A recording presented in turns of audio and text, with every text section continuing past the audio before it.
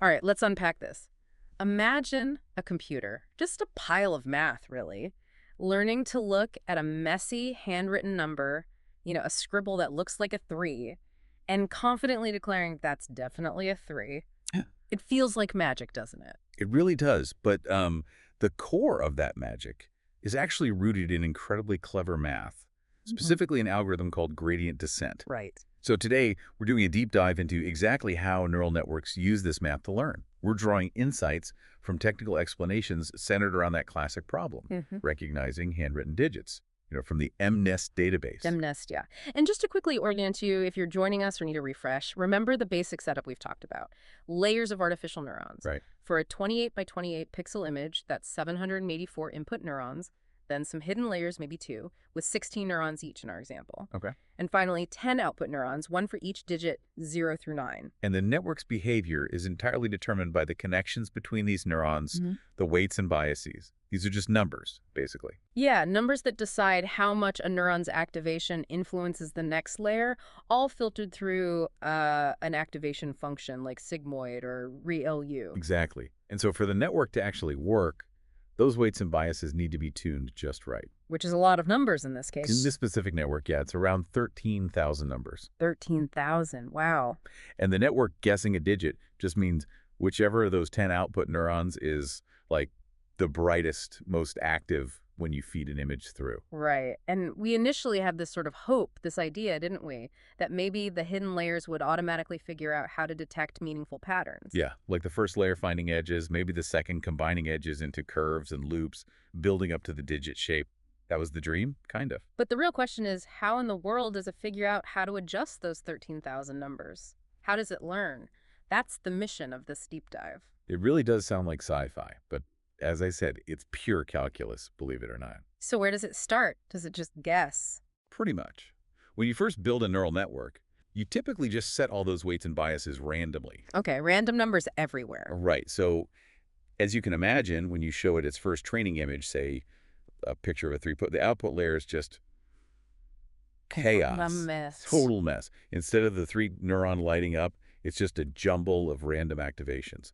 It performs terribly, obviously. Okay, so it's bad. But before we can improve it, we need, like, a score for how bad it is, right? How do you define lousy mathematically for a system like this? That's exactly the job of the cost function. It's a single number that basically quantifies the network's error on the training data. How does it work? Well, the source material explains it nicely. For each training image, you look at the network's actual output activations. Messy ones. The messy ones, yeah. And you compare them to the desired outputs, which for a 3-put would be like 1 for the 3-fit neuron and 0 for all the others. Okay. Then you calculate the difference for each of those 10 output neurons. Yeah. Square those differences. Squaring makes them positive and penalizes big errors more. Exactly. And then you just sum up those squared differences. Okay, so if the network confidently says 5 foot when it should have said 3, the differences are big. Squaring them makes them even bigger, Right. leading to a high score or high cost for that single image. If it gets it right, the score is low. Precisely. A small score means the network's outputs are close to what you wanted for that image. A large score means its outputs are, well, as the source puts it, utter trash. Huh, okay. But that's just for one image. The network trains on thousands, right? Tens of thousands, yeah. So its overall lousiness isn't just the cost on one image, it's the average cost across all the training examples from the MNEST database. Ah, the average cost. Okay, so we've boiled down the network's entire performance on all this data into one single number, the average cost. And our goal is just to make that number as small as possible. That's the name of the game. Yeah. Exactly. And this average cost function, I mean, you have to appreciate it's a monster. So It takes all 13,000 of the network's weights and biases as its inputs. And that one output number, the average cost, depends on how the network behaves across every single training image. It's a very, very complex function of those 13,000 variables. Right, because changing one weight might make it better on one image but worse on another. Precisely. It's a complex dependency. Okay, so we have the single number representing how bad the network is, and we want to decrease it. How do you tell the network how to tweak 13,000 different numbers, the weights and biases, to actually make that average cost go down? This is where gradient descent comes in. Hmm. And honestly, forget trying to picture 13,000 dimensions for a second. Let's just imagine a much simpler problem. Okay. Imagine finding the lowest point on a simple curve. A function with just one input and one output, like height depending on one position. Okay, like finding the bottom of a valley on a 2D graph. Exactly. Now, for some simple functions, Calculus 101 might give you the minimum directly, find where the slope is 0. But for complex functions, and definitely for our 13,000 input cost function, that's just not feasible. So the tactic is different. Start anywhere on the curve, figure out which way is downhill from there, take a small step in that direction, and repeat. Ah, the classic ball rolling down a hill analogy. It Yeah. just follows the slope down. Exactly. It follows the steepest path down until it reaches, well, a valley floor, a minimum. And just like a real ball, depending on where you start at rolling, you might end up in different valleys, right? Different low points. That's a key thing, yes. Different starting points can lead to different local minima. You're not guaranteed to find the absolute lowest point overall, but you'll find a low point nearby. Okay. And the source also mentions adapting your step size is helpful. Take bigger steps when the slope is steep, smaller steps as it flattens out near the bottom so you don't overshoot. Helps you land smoothly. Makes sense for one dimension, like rolling down a single track, but our network has thousands of dimensions from the weights and biases. How do you find the downhill direction in a space you can't even visualize? Right, that's the leap. But multivariable calculus gives us the tool, the gradient. The gradient. Okay, I remember that vaguely. For functions with many inputs, the gradient is a vector, basically an arrow, that points in the direction where the function increases most steeply. Okay. Points uphill. Points towards the steepest uphill path.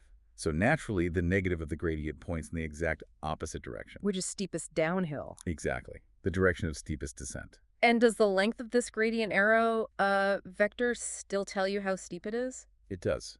A long negative gradient means you're on a really steep downhill slope. A short one means it's flatter. So the gradient descent algorithm, even in thousands of dimensions, is conceptually the same idea. So what is it? You calculate the negative gradient vector at your current point, your current set of weights and biases. You take a small step in the direction the vector points. Repeat. So that negative gradient vector, even though it has 13,000 components, it points us towards the quickest way to drop the cost function right now from where we are. That's exactly it. It's a vector where each component tells you precisely how to nudge the corresponding weight or bias. Increase it or decrease it. Right. Increase or decrease it to cause the most rapid decrease in the overall cost function at that specific moment in the training. Wow. And how does it calculate that giant vector? That sounds computationally intense. It is. Or rather, it would be if done naively.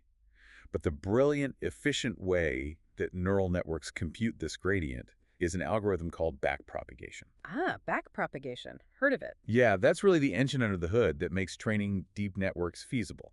It's clever calculus chain rule stuff, maybe a topic for another deep dive itself. Okay, got it. So the network's learning is fundamentally this loop.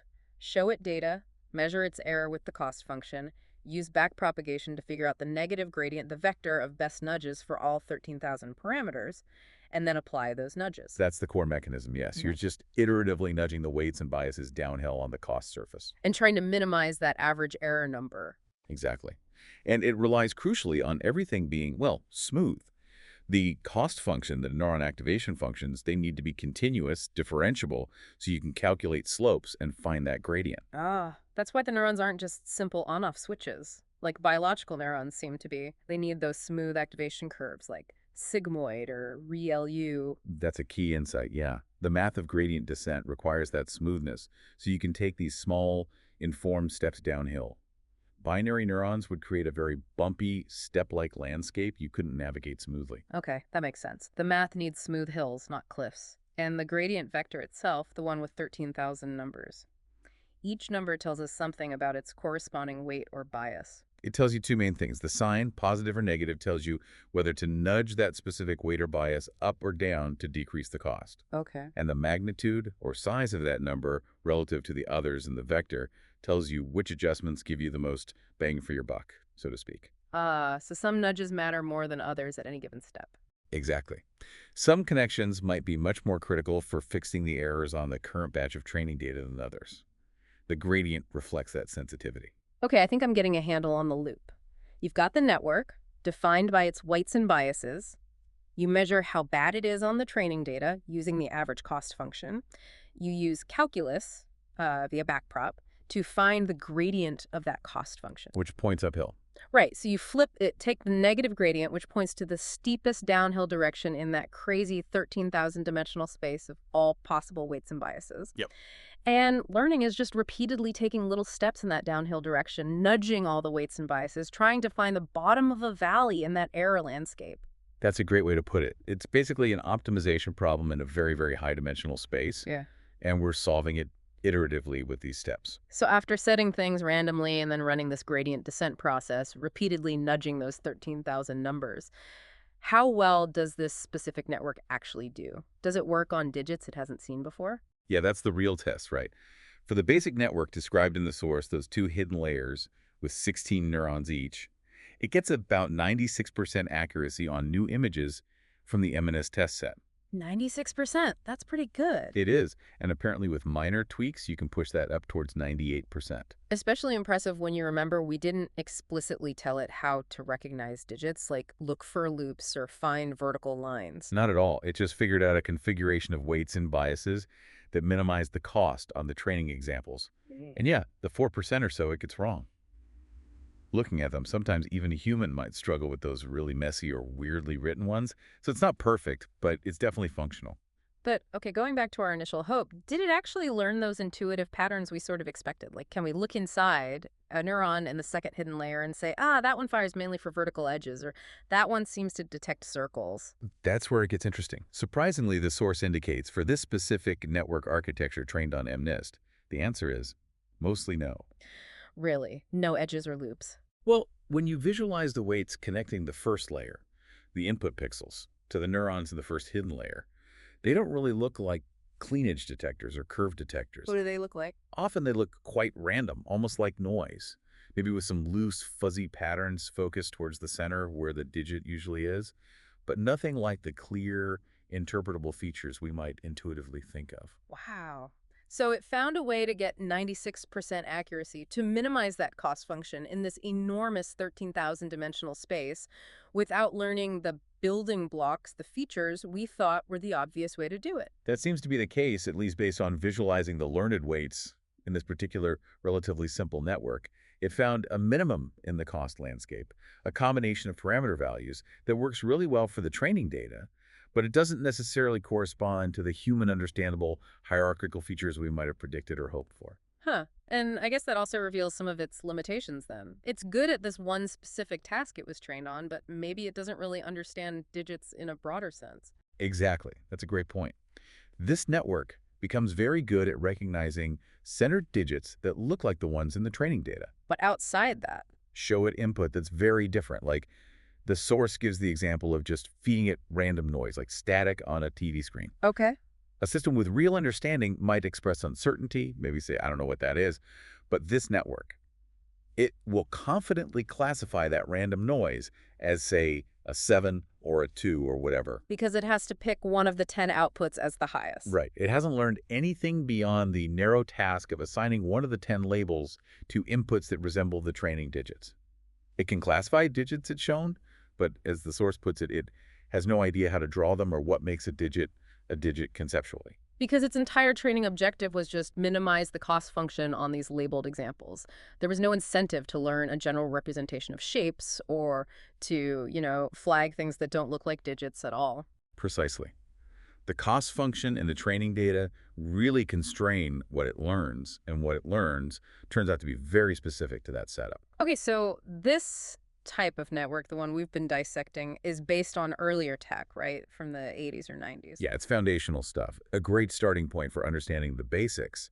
But modern deep learning networks are vastly more complex, deeper layers, more neurons, different architectures, Yeah. and much more capable. And I imagine studying how those deeper networks learn is still a big area of research. Oh, absolutely. It's an active field, and it raises some really profound questions about what learning actually means in this context, especially when you get beyond just minimizing that cost function number. You mentioned a snippet earlier about some of this recent research Right. from Leisha Lee. Right, yeah. There was one fascinating recent paper she mentioned.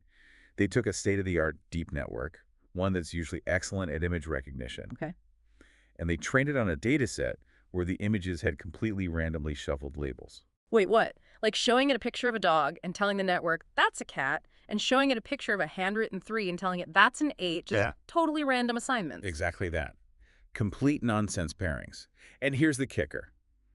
With enough parameters, millions of weights, the network was actually able to achieve the same training accuracy on this completely random data as it did on the correctly labeled data. Get out! It essentially just memorized the entire random data set. It found a point in its huge parameter space that perfectly fit all those arbitrary associations. That's kind of disturbing.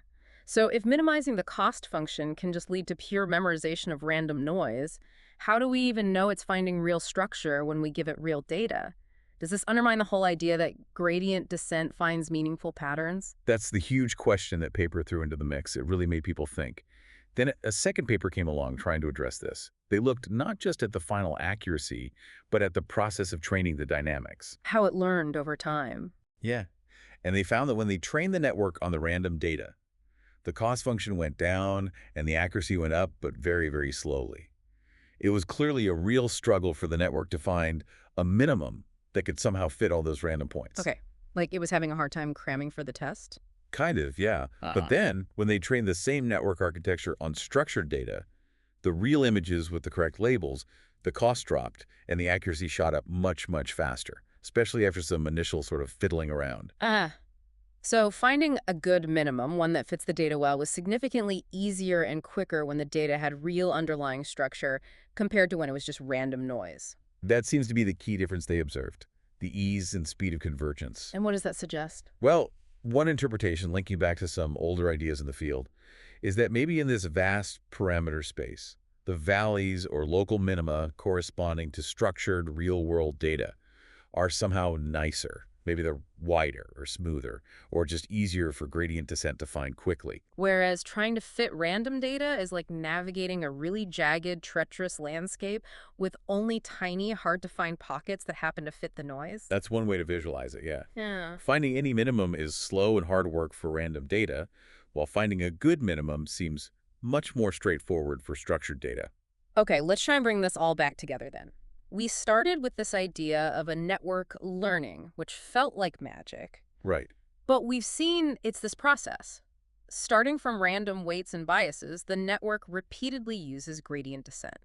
That means defining its error on training data with a cost function Usually the average error across all the data. and calculating the negative gradient of that function using backpropagation, which tells it the best way to nudge all its parameters. The steepest downhill direction in that huge parameter space. And then taking a small step in that direction, adjusting all the weights and biases, and repeating. Fundamentally, learning, in this context, means iteratively minimizing that mathematical cost function, guided by the gradient calculated from the training data. And we saw it works pretty well even for a basic network, getting high accuracy on new images. But maybe not in the way we expected. It doesn't necessarily learn those interpretable building blocks like edges and loops, at least not obviously in this simple case. Yeah, it finds a solution that minimizes the cost, which might just involve complex correlations rather than clear features. It seems to fit the data effectively, but maybe without deeper understanding. Which leads to those limitations like confidently classifying noise and also to these deeper questions from modern research. Right, about memorization versus structure. Is minimizing the cost function primarily about uncovering real patterns in the data, or can it sometimes just be a feat of complex memorization, especially with huge networks? And that difference in training speed learning fast on real data versus slow on random data suggests that maybe the presence of structure makes the optimization problem itself fundamentally different, easier to solve. It's a fascinating angle. We really encourage you, listening, to maybe pause and think about that for a moment. Given everything we've discussed, the cost function, gradient descent, the visualization results, how might you change the system? Could you design a different cost function maybe, or alter the training process somehow to try and force the network to learn those more human understandable patterns like edge detectors instead of just letting it find whatever minimum works? It's a tough design challenge. And if you want to explore this whole topic further, the source material points to some truly excellent resources. Michael Nielsen's free online book, Neural Networks and Deep Learning, is fantastic. It actually includes the code and data for this specific digit recognition example, so you can download it and play with it yourself. Oh, cool. Yeah. And there are also great visualizations and articles explaining these concepts by Chris Ola on his blog and in the online publication Distill. They really help build intuition. We'll make sure those are linked for you. Great. And so for our final provocative thought today, building on that memorization study. If a really deep network can perfectly learn random data, basically through brute force memorization, but it learns structured, real-world data much, much faster, suggesting it struggles on random data, but quickly finds a good minimum on real images. Does that fundamental difference in the dynamics of learning, the optimization speed, imply something profound? Does it mean that structure isn't just a property of the data itself, but that it actually changes the nature of the learning problem, making finding a meaningful solution computationally different, maybe even easier than just fitting noise? What does the ease of finding a good minimum tell us about the difference between true generalization and mere memorization?